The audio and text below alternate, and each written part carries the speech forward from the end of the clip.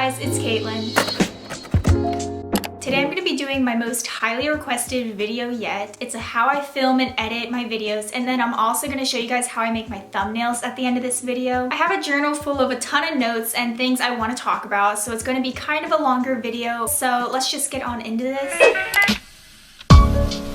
So we're first going to start off with just the basic equipment that I use. The camera that I use is the Canon EOS Rebel T6i. This is what it looks like. It's just a normal EOS kind of DSLR camera. I use this to vlog, and then I also use it for sit-down videos. I highly recommend it for sit-down videos, but for vlogging, I really don't recommend this camera. I don't have a vlog camera and it works. It's just a little bit more on the big side. The tripod that I use is the Proline Dolacia tripod. I got it off of Amazon. It works fine from my point of view. This is what it looks like. Once again, it's also a really good tripod for sit-down videos. For vlogging, I just use this mini tripod. I got it at Walmart. It was like $30. It works fine. I use it to hold my DSLR camera, which can be nerve-wracking sometimes, but then I mainly use this to hold my GoPro when I take that on trips. And then the last thing of equipment, I guess, is that I use my MacBook Pro. This is what I use to edit everything on. It's the smaller one, and it has the touch bar and everything like that. Really good laptop. If you're looking to invest in a really good one, I recommend this one. And then for the editing system, today we're going to be talking about how I used to edit on Imovie. 2 months ago, I got a free trial for Final Cut Pro X, which is now what I use. It's a really good editing system, but once again, it's a really big investment. So I will be having a how I edit video with Final Cut Pro, but today we're just going to be talking about iMovie. I've also been using iMovie since 2010, 2011, so I'm very familiar with it. If you look all the way back, my summer try-on haul from 2020 is the first video I used with Final Cut Pro. So anything below that video are videos that I edited with iMovie if you're curious to see my editing with iMovie. And even though I use Final Cut Pro now, I'm going to be editing this whole video on iMovie to show you guys that this is possible to edit very professionally and make your editing look good on this free editing system.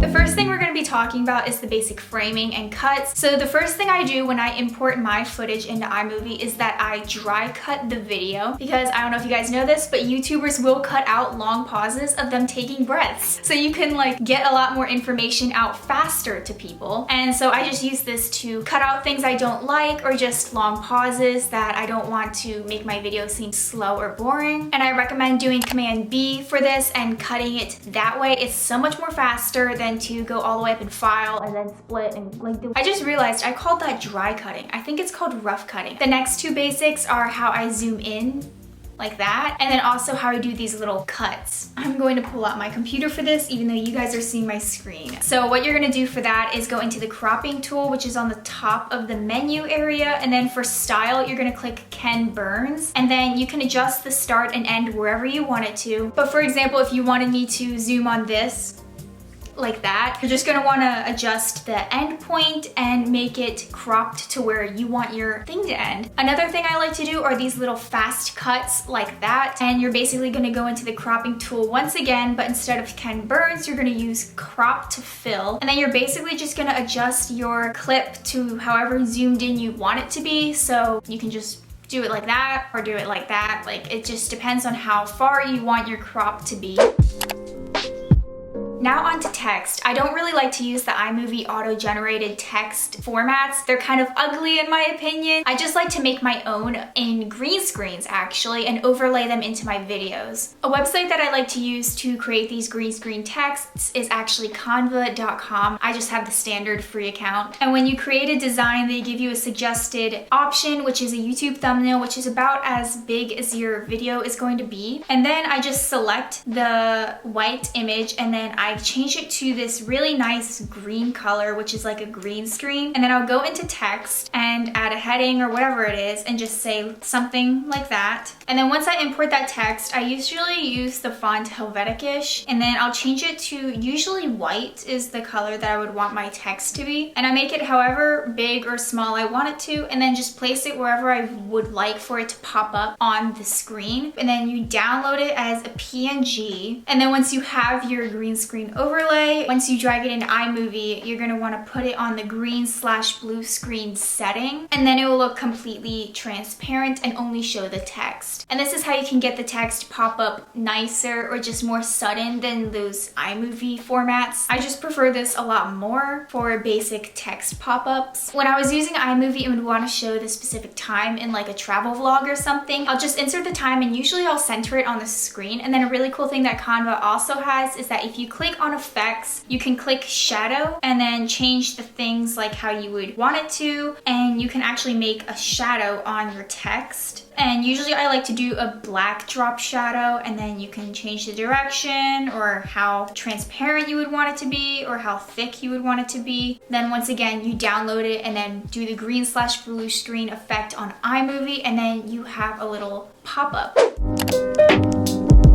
Now onto green screens and overlays. I know we just touched this with the text, but I'm going to make a gigantic section of green screens and overlays. So how I usually get the VHS filters, like this star one that I used to use a lot, or just this one, which is like just a basic VHS filter. You want to start and go on YouTube and search a specific video. So for example, the VHS filter, I'll just go search that up on YouTube, find the video that I like. And one thing with iMovie, you have to make sure it's a green or blue screen. You cannot do those green screen videos with black screens. You can only add those in as overlays when you use Final Cut Pro, at least in my experience. So once you find the video that you would like to overlay in your video, you then need to download it off of YouTube. An app that I like to use on my MacBook is Clip Grab. You copy and paste the URL link, and then you just click the format, right? The format that you're gonna wanna use is the original when you're downloading screen images, and then you just click grab this clip, and then it'll download it right on your desktop for you, and then you're able to import it into iMovie and then click the green and blue screen feature, and then it'll obviously just make it very transparent and like an overlay for you. Green screens that I like to use when I was using iMovie is the VHS filter. It looks like this, and this is the video that I found it off of. I also like to use the VHS star filter, which looks like this, and I found it off of this video. And then another green screen that I like to use is the recording one. It looks like this,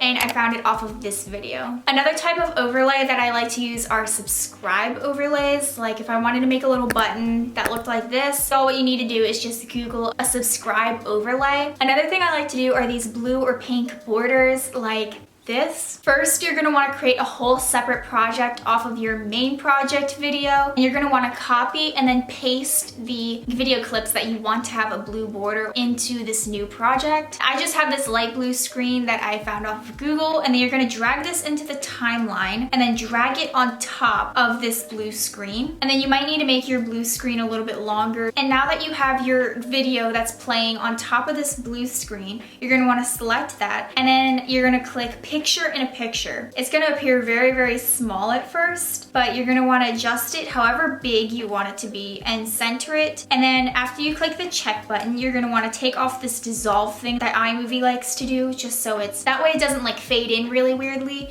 and it just plays on top of this blue screen. Now that you have that, you're gonna wanna export it as a mini file, its own file, and then import that back into your original project. If you want to add a VHS overlay onto this, once you're in your project, you can just do the whole green screen overlay thing that I showed you guys earlier. But if you want to put text on it, that's 4 different layers you're having on top of your video, and iMovie only allows you to put 1 on there. So after you imported your blue video image, you're going to want to put it back into this new timeline, put the VHS filter over it in a whole new separate project, not in the one that you did before. After having your blue border video clip and then also having the VHS thing sitting on top of it as a green screen overlay, you're going to once again export this as its own separate file, and then delete what you had in your timeline and then put it back in the timeline. And now you're gonna make a green screen text, which I already showed you guys earlier. So you already know how to do this, and you just put it on top and then export it as a file once again, and then stack it on top of your original project. It's a lot of work, but iMovie only allows you to put 1 thing on top of your videos, which is very, very annoying. With this method of exporting different video clips to stack multiple things on top of a video over time, you can create some really cool things in your videos. And one thing I'm going to show you guys today is how to make the Instagram overlay thing I like to do here, where it's a screen recording of me scrolling through my own Instagram to promo it. So the first thing you're obviously going to need for this iPhone overlay is a screen recording. I'm just going to quickly airdrop that onto my computer, and then I open up iMovie into, once again, a new project off of your original project, and you're going to look up a green screen overlay, put that into your timeline, and then place the screen recording of whatever you are showing on your phone on top of the green screen. And then after putting that on top of the green screen, you're going to want to click the overlay settings and turn that into a picture in a picture. You're just going to drag that wherever you want it on the screen, and then also adjust the size of how big you want it to be. Remember to turn off that fading auto thing that iMovie does. And now that you just have basically a green screen with your Instagram scrolling all by itself in a video, you're going to export that as a file, and then once again put that back into the timeline after deleting what you just did. Put it back into the timeline, and then look up an overlay of an iPhone 11 somewhat PNG transparent image. Make sure it's transparent. You cannot do this if it has a white background. And then click the overlay settings. Once again, select picture in a picture, and then basically you're just going to try to line it up as best as you can on top of that screen recording of your phone. Once you have it all lined up, and then export that as its own file, and then what I usually like to do is put a little follow me at Katelyn DeWitt on top of that whole screen recording thing. You're once again going to import it back into your project. You're going to make a green screen with text. This takes a bit because it's very hard to try to place the green screen in a random area on Canva and try to make it line up nicely with your iPhone thing. So it does take a little bit of trial and error trying to get your text to center nicely up above this one phone thing. After you have that, you're just going to export that all as a file and then drag that into your original project as an overlay. And then you're just going to want to do a green screen slash blue screen. This will eliminate that green screen background that you were just working on top of, and then it'll just show the phone and the text. And that's basically how you do your Instagram overlay thing. One other overlay that I like to use occasionally, which is my Instagram tag thing in the corner, and then also my TikTok one. I usually do this on my phone actually. The app I like to use is PixArt. So I will go into PixArt and then scroll down to color backgrounds, and I click the green color background, and then I go into the tools, and then I resize my image to the width and height of a YouTube thumbnail, which are these numbers, which are very, very handy to know. After I do that, I go into the stickers, and then for my Instagram logo, I look up Instagram logo white. I just drag that down into the corner,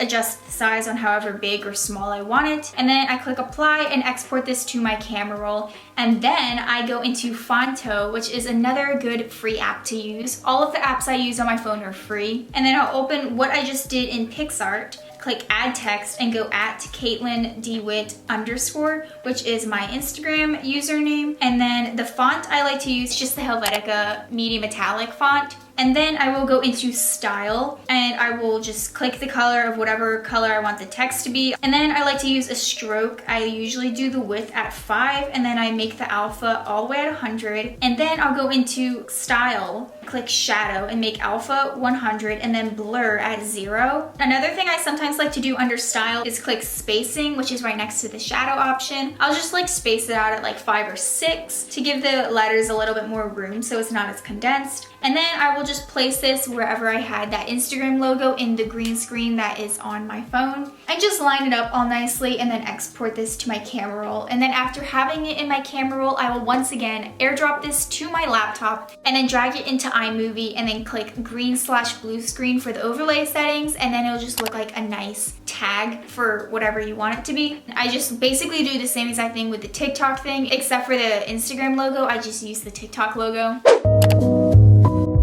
For transitions with iMovie, the only 2 transitions that I used from iMovie was the fading into white, which is that. I also liked to use the sliding left transition like this.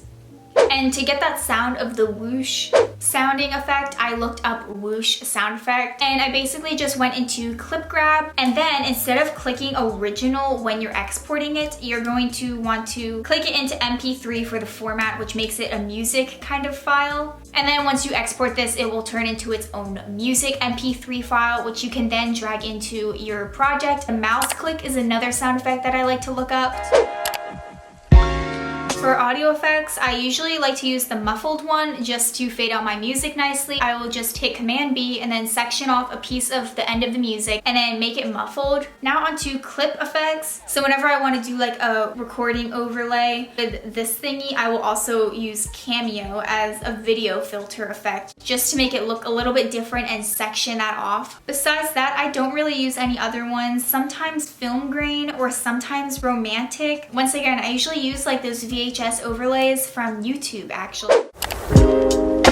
So the number one thing I like to do when downloading music off of YouTube videos is obviously use clip grab. You just copy and paste the link in there and then turn that into an MP3. Some copyright-free examples of songs that I like to use. This could change in the future, but this is a list of some songs that I like to use as of right now off of YouTube videos. So if you search this up on YouTube, they'll come up. And then another place I like to get my music off of is Thematic. It's another good website where you can get really good music and they're all copyright-free. You just have to link your Google YouTube account to that. It's a lot nicer than just downloading something off of YouTube and then crossing your fingers that it's not copyrighted. If you want to fade out your audio slowly, you want to first drag in that music clip and then drag it by this little dot on this line, and that helps fade out the audio like at the end of the video or something like that. Another important thing when editing music is to make it quieter when you're talking. So you're just going to want to select and then just click lower volume of other clips. This will just auto adjust all of your music to make it low enough where you can hear it, but also where the person can still hear you talking. If it's still louder than what you would want it to be, you can obviously just go to the left and adjust the volume even quieter. Instead of 100%, you can make it down to like 80% or whatever.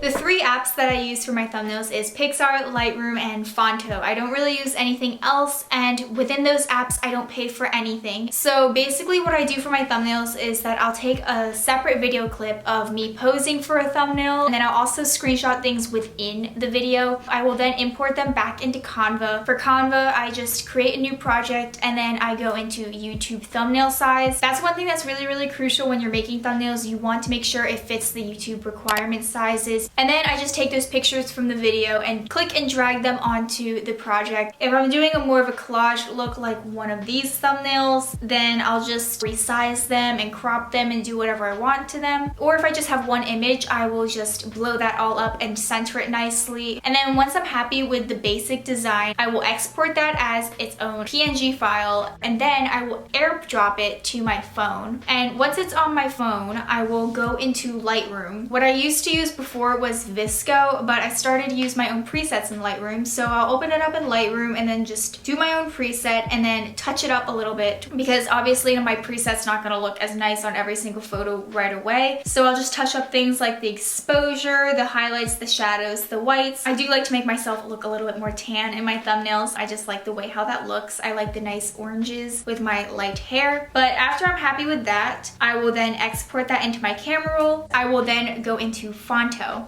I like to add the text first. I don't know, that's just how I do it. I know I just said I like to edit the text first, but what I actually like to do is put the outline around myself first if I'm doing that in a thumbnail. So please ignore the white outline around myself as I'm putting in the text first, because I will teach you guys how to do an outline after this. I just forgot to say that I like to do the outline before. So I like to do the outline and then text and then go back into Pixar for what I'll show you guys to do later. So I will click photo albums and then open up the picture and then just type in whatever I want to show. For fonts, it's usually the same exact thing. I use the Helvetica medium metallic one, and then if I'm doing like a cursive subtitle kind of thing, I will sometimes use the Yellowtail font, but those are the only two fonts that I use when making my thumbnails. I'm gonna go through with how I get the style of my text, but all these colors that I pick are going to obviously vary within the thumbnail. I like to change up my colors a lot. So I'll just make this one pink. I will make the text light pink, and then I will go into stroke. I'll put the alpha up at 100, and then I'll put the width at like 6 or 7. I'll make it darker for this one. Sometimes I make the stroke lighter than the text, but I'll make it darker for this one. And then I go into style, the next tab over,